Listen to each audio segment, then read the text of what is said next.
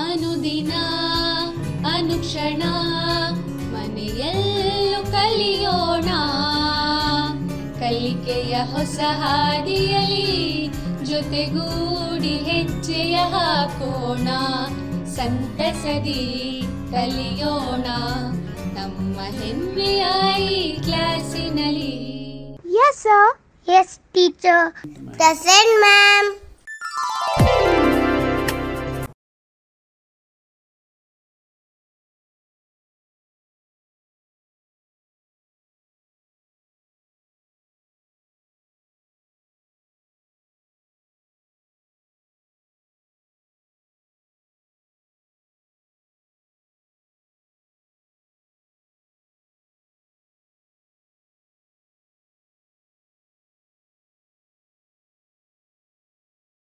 Dear students, as per Darwin's theory of evolution, man has evolved from the monkeys.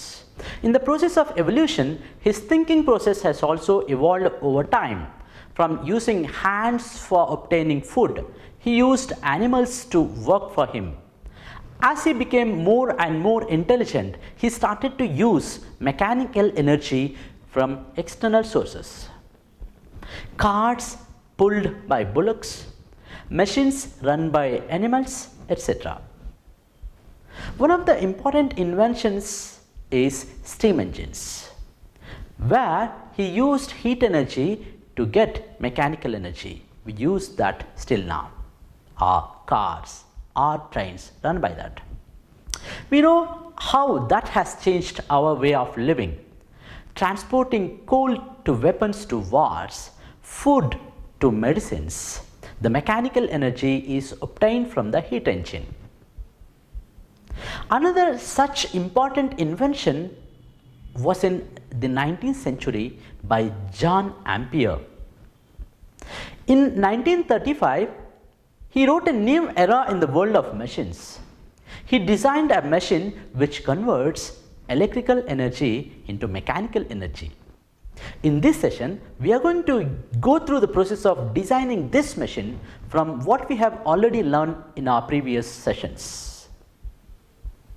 In the previous session, we learned about obtaining a powerful artificial magnet from electric current. A current carrying conductor possesses a magnetic field around it.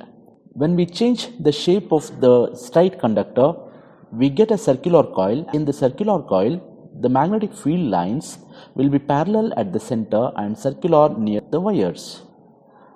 When this circular coil is brought into the form of a solenoid, we can get a powerful magnet which resembles that of a bar magnet. The power of this magnet can be controlled using the flow of electric current and number of turns. As we know that magnets give us mechanical energy when they attract or repel, we find a method to use these powerful artificial magnets to get mechanical energy and to make things move. We are looking at two magnets kept nearer. These two magnets have their unlike poles facing each other. We know that when these two magnets have their unlike poles, they attract.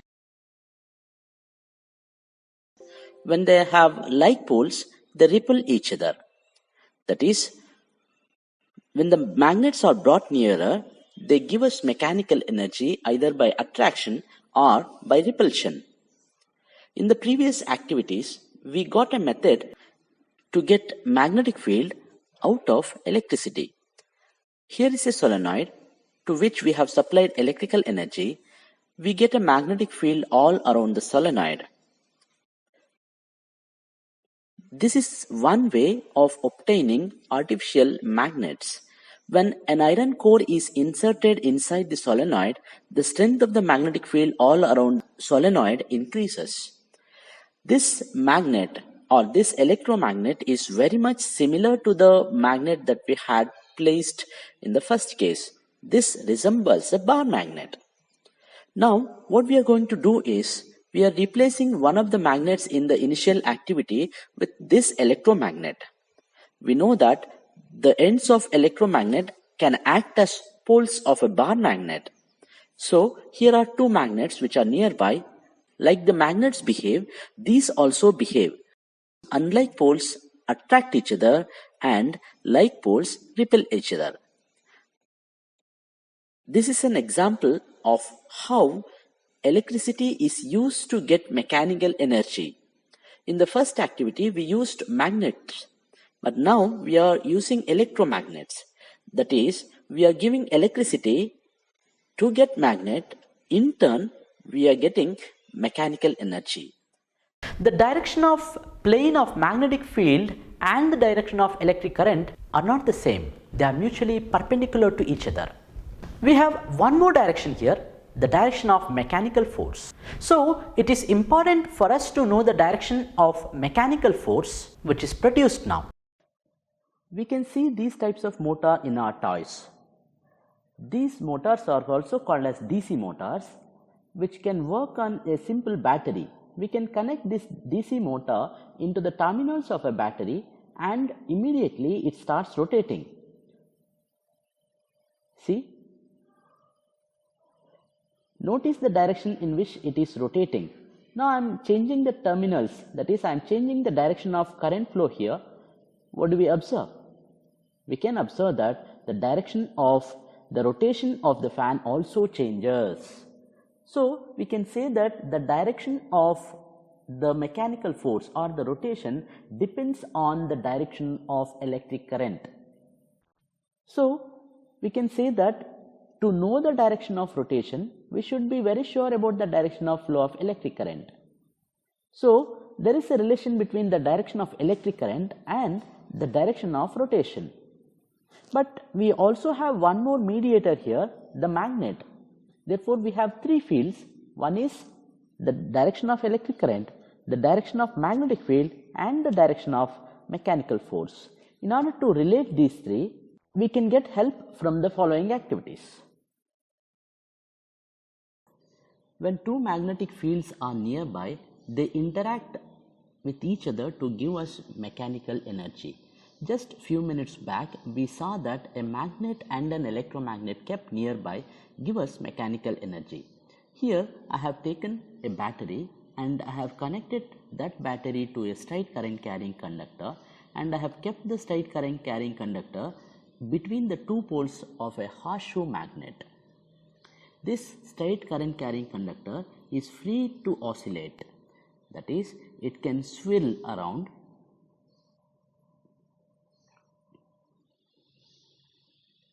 The direction of magnetic field and the direction of flow of electric current are perpendicular to each other here.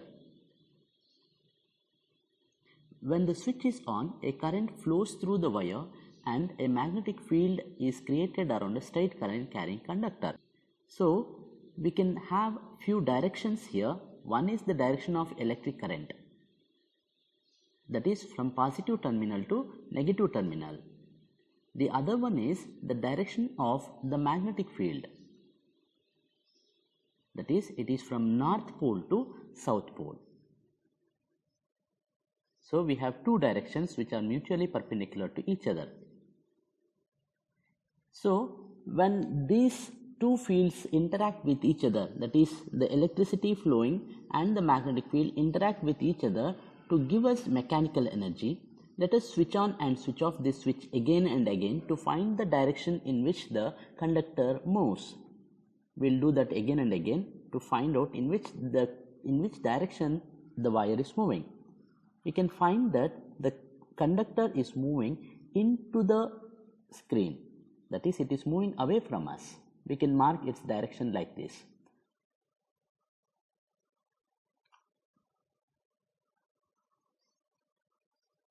So all these three are mutually perpendicular to each other.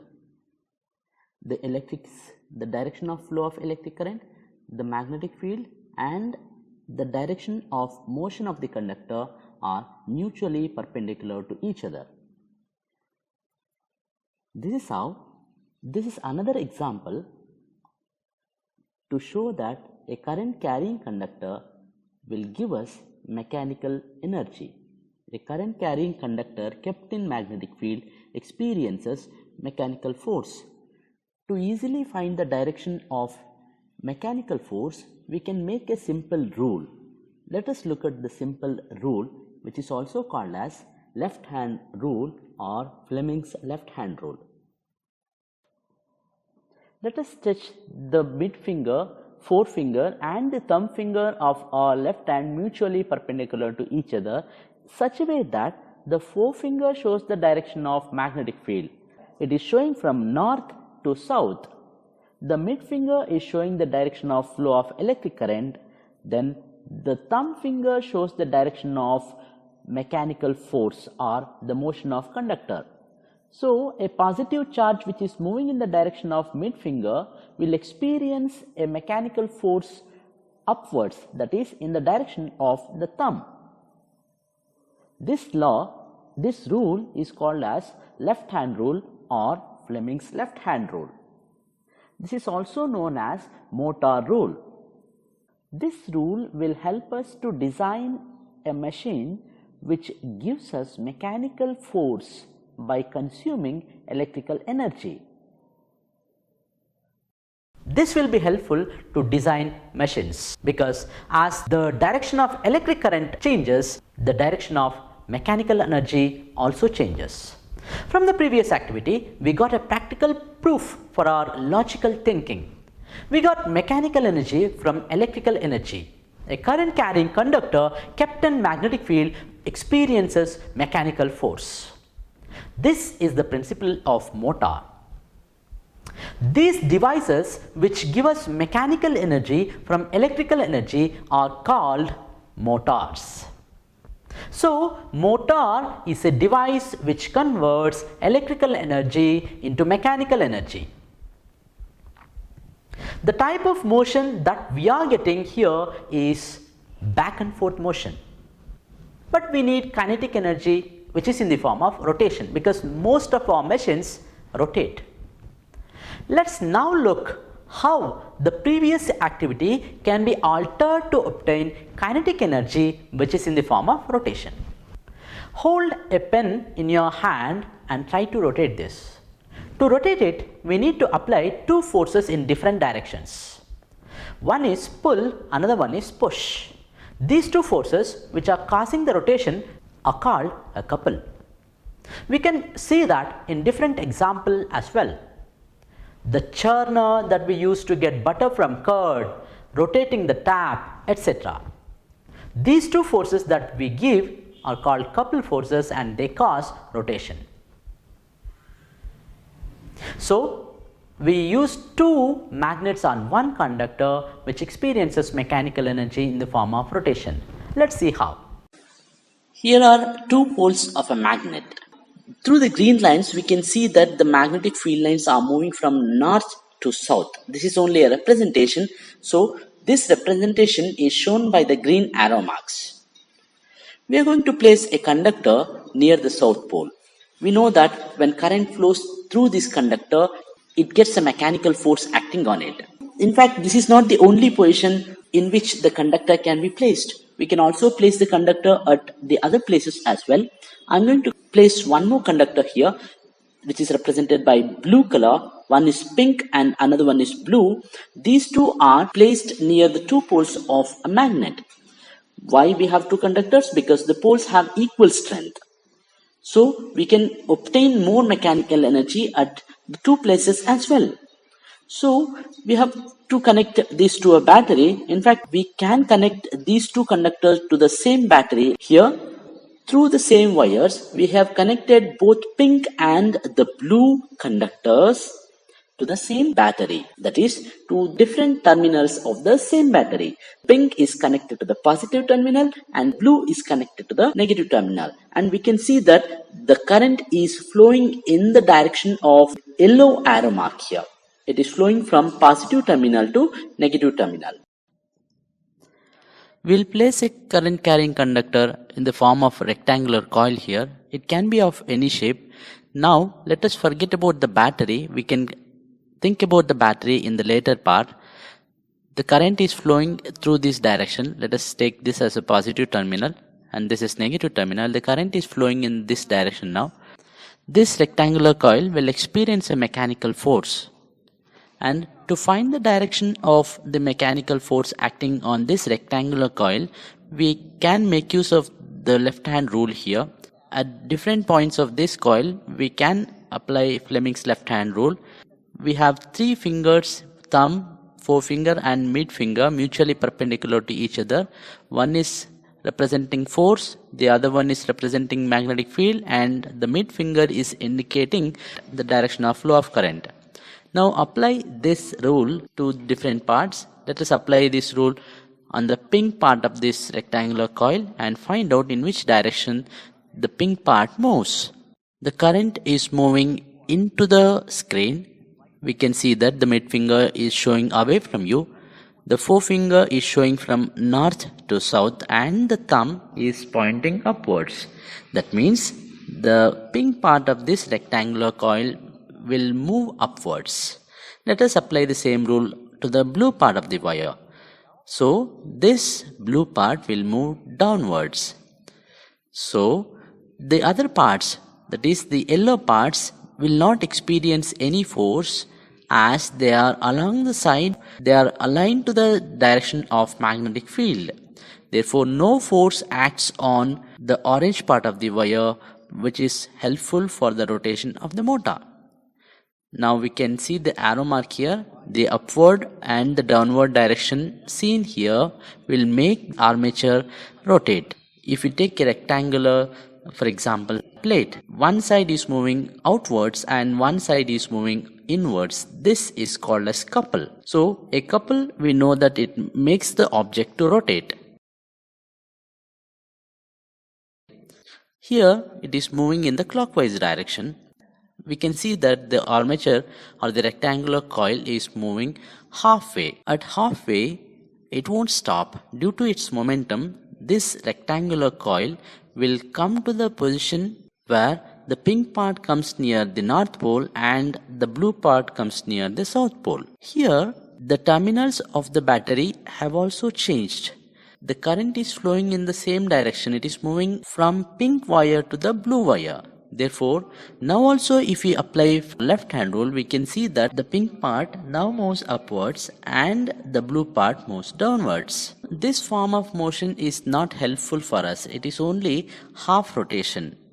In order to make this armature move completely one rotation, we make the current to flow in the opposite direction. If we make the current to flow in opposite direction, blue part move upwards and the pink part moves downwards. Now again, once it completes half rotation, again the direction of current needs to be changed. If we do not change the direction of current, the armature keeps on rotating half. That is, it starts swirling. It doesn't complete rotation. For this, we need to have a setup where the current keeps on changing the direction. If we make the direction of current changing, we can make the coil rotate in single direction. So next challenge for us is to change the direction of current in every half cycle. If we fix the battery to the armature, once the armature starts rotating, the wires tangle themselves. The wires get twisted. This doesn't help the current to flow in two different directions every half cycle. In order to achieve that, we make a small change in this type of connection, introducing two split rings or commutators. Now we are looking at two half rings. These half rings are attached to the carbon brushes and then to the terminals of the battery through the wires. These brushes are just touching the split rings or commutators. They are not attached. If the split rings rotate along with the commutator, these carbon brushes, they only brush. This solves our problem of wires getting twisted once the armature starts rotating.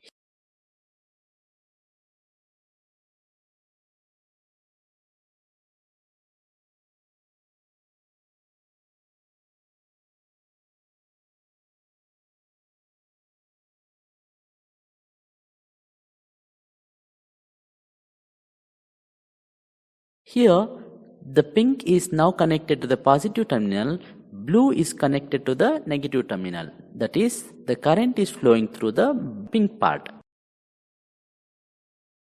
Once the armature completes half rotation, now we can see that the pink part is connected to the negative terminal through the carbon brushes and the blue part is connected to the positive terminal through the carbon brushes. Now the current has changed the direction of its flow. Now the current starts flowing through the blue wire.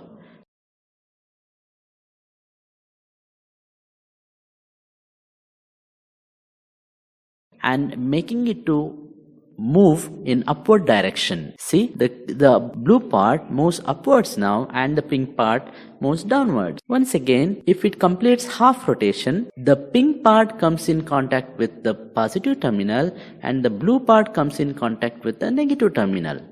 Now the current makes the armature rotate in the same direction. That is, the pink part moves upwards, the blue part moves downwards. As long as the current flows through the armature keeps on rotating. The commutator helps the current to flow in the same direction here and the armature keeps on rotating in the same direction. This type of motor is called as direct current motor because it uses the battery which doesn't change the terminals.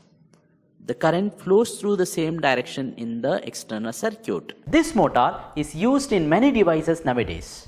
If you can remember, the mixer grinder, the flour mill or the CD player all use this motor. In fact, you can also easily construct a motor using very simple objects. This is perhaps the simplest motor on earth. You will require some magnets, a battery, insulated copper wire, some rubber bands. Take 1.5 meters of insulated copper wire and wind it round and round on a battery. There will be 10 or 12 turns and then you remove the coil like a spring.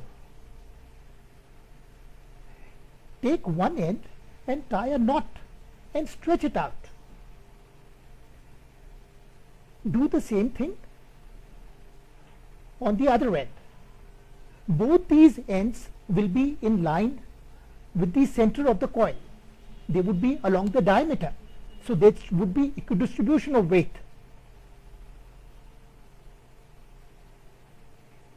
With the scissors, trim both these ends so they are just 3 centimeters long. The coil is almost ready but not quite. Now take a knife and scrape off the insulation on 3 sides from one end. One side would still remain insulated. On the other side, scrape the insulation on all 4 ends and there will be all copper on this side.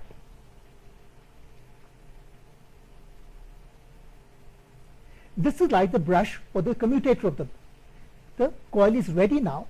It has got insulation on one side and copper on the other. On the other side it's totally copper. This is like the brush or the commutator. Now take 1 centimeter broad rubber bands cut from an old bicycle tube, stretch it on the battery, one across and one along its cylinder. Place a ferrite magnet in one of the rubber bands. Take 2 safety pins and fix them on the 2 ends so that they clutch to the plus and the minus of the battery. The motor is ready now.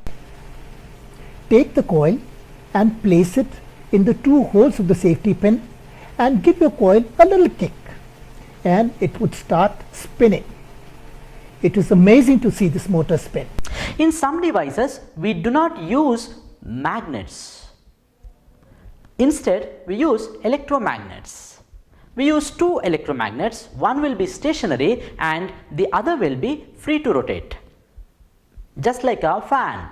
When electricity is given to the fan, one coil rotates, another coil stays stationary. Now this wire is insulated and you scrape the insulation completely from one end. You will see shining copper. On the other side, you just scrape the top, the left and the right. Only 3 sides. One side would be totally copper. The other side would be scraped on 3 sides copper, but one side would be insulation. Then you take a sewing machine bobbin and wind insulated copper wire fully on this bobbin. Scrape both the ends to remove the insulation, and you will see shining copper.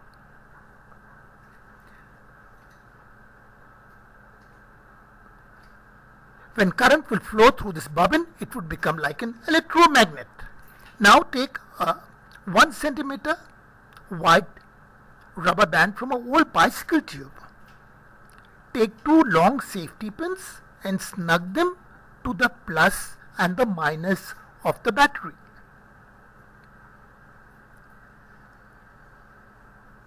Now take the bobbin with the wire wrapped upon it, place in the middle of the battery, and connect both the ends of the wire to the pins. Now current is flowing through the coil and it has become an electromagnet. Now you keep the moving coil on top. You just need to give it a gentle nudge and the coil will keep spinning. We can also observe a fan runs faster when the knob is turned. When we turn the knob, we increase the current flowing through the coil. So we know that when more current flows through the coil, more mechanical energy is obtained.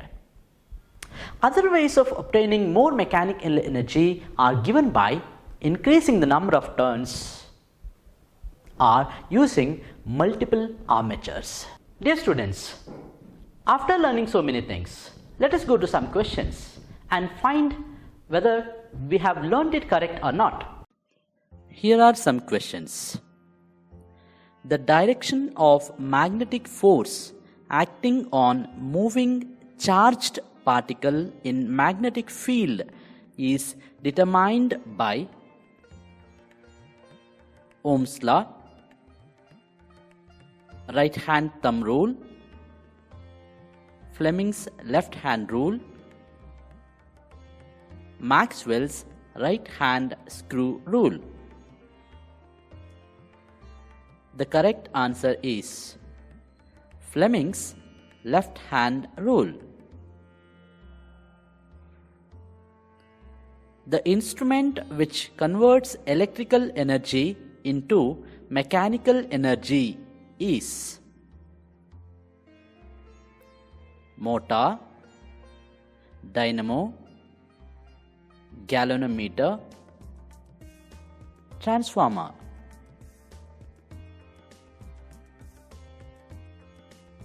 The correct answer is motor. A current carrying conductor kept near a magnetic field experiences mechanical force. How can we increase its displacement from the conductor?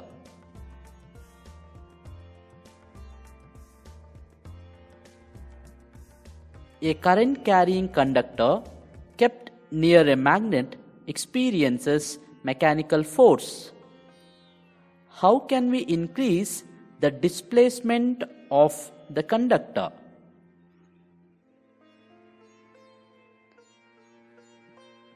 By increasing the current in it, by increasing the strength of the magnet, by decreasing the current, both A and B.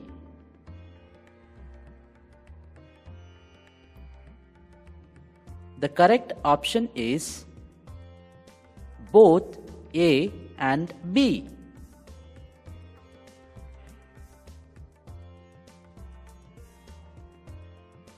Observe the diagram.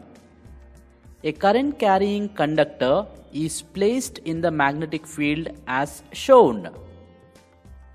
In which direction the conductor AB moves after experiencing the mechanical force? Towards north, towards south, into the screen, away from the screen. The answer is into the screen.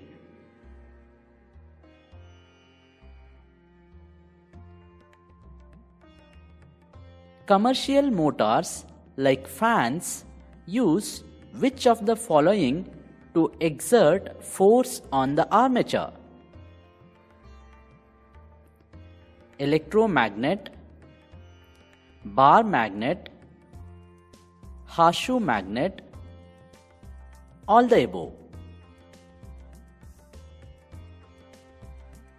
The answer is an electromagnet. Dear students, in this session we started from the fact that a current carrying conductor kept nearby a magnetic field experiences mechanical force. We use different activities to design a motor which converts electrical energy into mechanical energy. Here are some homework questions. Write them down. Write the answers for those questions later. Discuss these answers with your teacher. Write down these questions for homework. Distinguish between a bar magnet and an electromagnet. Explain the principle and working of an electric motor with the help of a diagram. What is the function of a split ring or commutator in a motor? State Fleming's left-hand rule.